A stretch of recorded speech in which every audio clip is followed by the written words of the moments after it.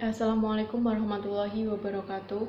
Sebelumnya saya Intan Dian Kusmaning Putri dengan NIM 2003411000018 dari kelas C. Pada kali ini saya akan menjawab pertanyaan dari soal ujian akhir semester mata kuliah Pendidikan Agama Islam. Soal yang pertama yaitu, sebagai negara dengan populasi muslim terbesar di dunia, umat Islam dapat memberikan peran terbaiknya melalui ekonomi Islam agar mampu bertahan di tengah gelombang wabah yang belum pasti kapan berakhir. Jelaskan pengertian sistem ekonomi Islam dan prinsip-prinsip dasar sistem ekonomi Islam. Jelaskan solusi yang ditawarkan oleh sistem ekonomi Islam dalam mengatasi pandemi ini. Ekonomi Islam adalah ilmu pengetahuan sosial yang mempelajari masalah-masalah ekonomi rakyat yang diilhami oleh nilai-nilai Islam. Prinsip-prinsip dasar sistem ekonomi Islam yaitu yang pertama ada kebebasan individu, kemudian yang kedua hak terdapat harta yang merupakan amanah Allah, yang ketiga ketidaksamaan ekonomi dalam batas yang wajar, yang keempat jaminan sosial, yang kelima distribusi kekayaan, yang keenam larangan menumpuk kekayaan, dan yang ketujuh kesejahteraan individu dan masyarakat. Kemudian jelaskan solusi yang ditawarkan oleh sistem ekonomi Islam dalam mengatasi pandemi ini. Solusi yang dapat ditawarkan oleh sistem ekonomi Islam dalam mengatasi pandemi yaitu yang pertama, menyalurkan bantuan langsung tunai yang berasal dari zakat, infak, dan sedekah, baik yang berasal dari unit-unit pengumpul zakat maupun dari masyarakat. Yang kedua, penguatan wakaf uang baik dengan skema wakaf tunai, wakaf produktif maupun wakaf lingkat sukuk. Yang ketiga, bantuan modal usaha unggulan saat krisis. Di tengah-tengah krisis, tidak sedikit sektor usaha atau UMKM yang berjuang agar tetap eksis. Usaha ini seringkali sulit bertahan karena keterbatasan permodalan.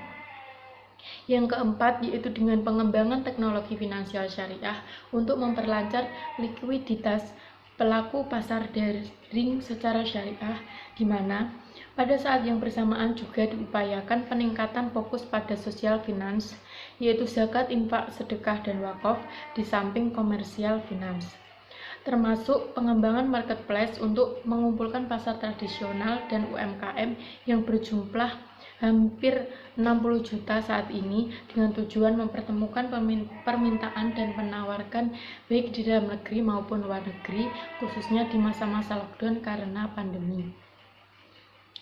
Kemudian yaitu pertanyaan yang kedua. Kebudayaan merupakan salah satu ikatan yang tidak bisa dipisahkan dalam kehidupan ini. Jelaskan prinsip-prinsip kebudayaan menurut Islam dan sebutkan warisan budaya dalam masyarakat Anda yang memiliki tautan dengan ajaran agama Islam. Prinsip-prinsip dalam Islam merujuk pada sumber ajaran Islam yaitu yang pertama menghormati akal. Manusia dengan akalnya bisa membangun kebudayaan baru. Kebudayaan Islam tidak akan menampilkan hal-hal yang dapat merusak manusia. Yang kedua yaitu memotivasi untuk menuntut dan mengembangkan ilmu. Dan yang ketiga menghindari taklid buta, yaitu kebudayaan Islam hendaknya mengantarkan umat manusia untuk tidak menerima sesuatu sebelum diteliti. Dan yang keempat yaitu tidak membuat pengerusakan.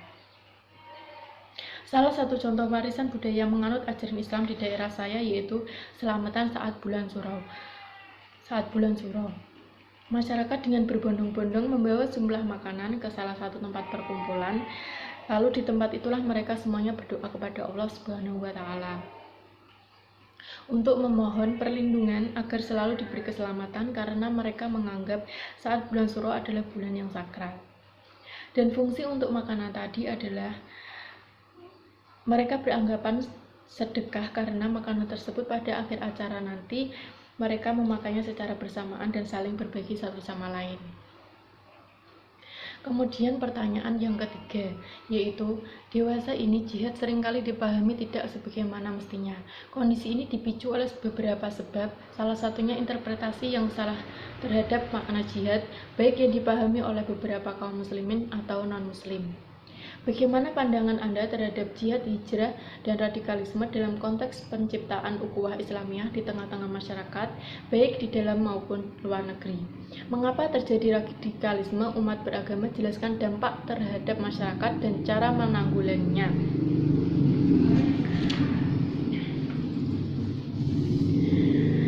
Menurut saya, hijrah adalah kegiatan perpindahan yang dilakukan oleh Nabi Muhammad SAW bersama para sahabat beliau dari Mekah ke Madinah dengan tujuan mempertahankan dan menegakkan risalah Allah berupa akidah dan syariat Islam.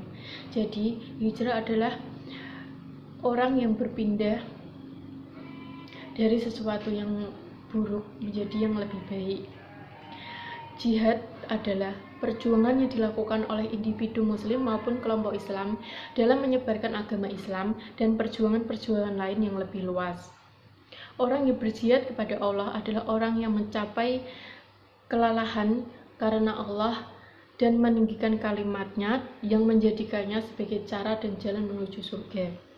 Di balik jihad memerangi jiwa dan jihad dengan pedang, ada jihad hati, yaitu jihad melawan setan dan mencegah jiwa dari hawa nafsu dan syahwat yang diharamkan. Kemudian yaitu radikalisme adalah paham yang menginginkan pembaruan atau perubahan sosial dan politik secara drastis dengan menggunakan sistem yang ekstrim.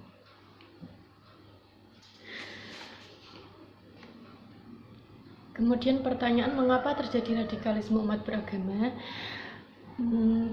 Penyebab dari radikalisme umat beragama dibedakan menjadi dua, yaitu yang bersifat umum dan bersifat khusus.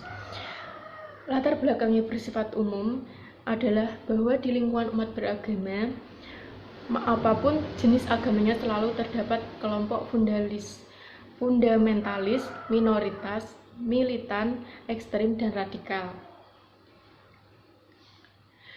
Sementara latar belakang yang bersifat khusus yaitu yang pertama, pengertian seseorang terhadap agama yang tidak tepat, penyalahgunaan agama untuk kepentingan sekatarian, pemahaman agama yang tekstual, sempit, dan penyalahgunaan simbol agama. Yang kedua, agama digunakan sebagai pembenar tanpa mengakui eksistensi agama lain. Yang ketiga, adanya penindasan, ketidakadilan, dan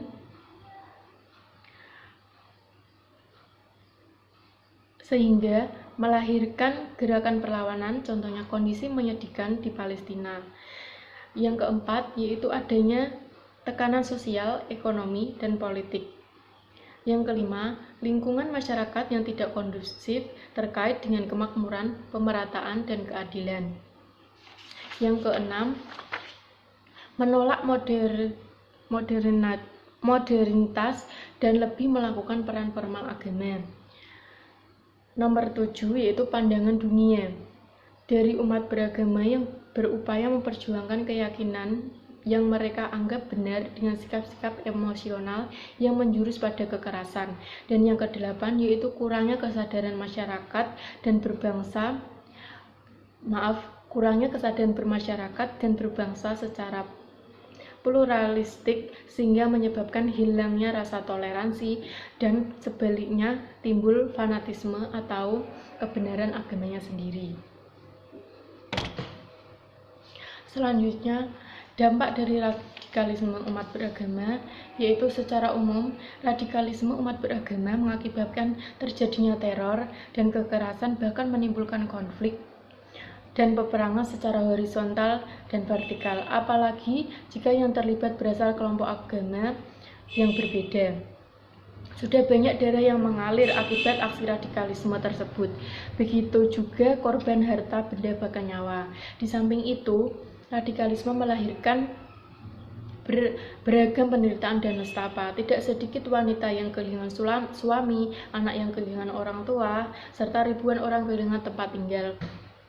Dari sisi psikis, radikalisme beragama menimbulkan keresahan dan ketakuan pada masyarakat, dan kurang adanya sikap saling percaya antara rakyat dan penguasa. Secara internasional, aksi-aksi radikalisme tersebut mengakibatkan turunnya citra bangsa, negara, bahkan agama yang dipeluk oleh bangsa tersebut. Penyebabnya tidak lain karena banyak orang yang menyamaratakan antara agama dan praktik-praktik yang dilakukan oleh umat beragama tersebut. Bagaimana cara menanggulangi radikalisme? Yaitu upaya menanggulangi radikalisme umat beragama dengan 1. Perubahan sikap dan pandangan dari negara-negara barat terhadap negara-negara muslim di dunia. Yang kedua, mengurangi dan menghapus kesenjangan sosial, ekonomi, politik, pendidikan, dan kebudayaan di tingkat nasional, regional, dan internasional.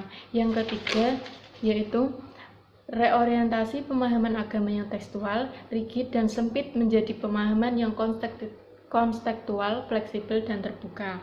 Yang keempat, melakukan modernisasi kehidupan umat secara selektif dengan mengkoordinir sisi positifnya dan mengeliminir sisi negatifnya.